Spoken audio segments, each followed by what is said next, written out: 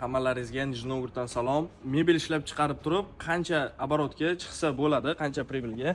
Qaranglar, mana shu savolga javob. Kunlik оборотimiz hozirda 500 ming rublga taqalyapti. Oyligimiz почти oylik оборотimiz 10 millionga chiqyapti. Bu qisqa muddat ichida chiqqan natijalarimiz. Do'stlar, bunaqa natijalarga chiqish uchun ishlab chiqarib, o'zingiz ishlab chiqaradigan bo'lsangiz, nima qilish kerak?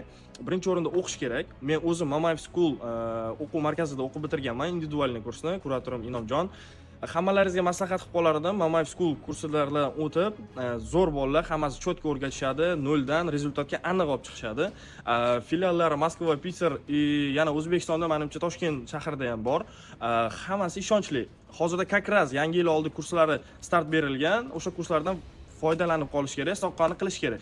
Ko'rib turgan tovarlaringiz hammasini o'zimiz ishlab chiqarardik. Faqat rozinsada sotardik, magazinlarda. Hozir marketplace ga chiqdik. Qaranglar, natijani 1 oy ichida, 2 oy, почти 2 oyda ichida chiqqan natijamiz shu. Sizlarga ham maslahatim, o'qinglar, marketplace'larga chiqinglar, soqqani bosinglar. Bo'ldi.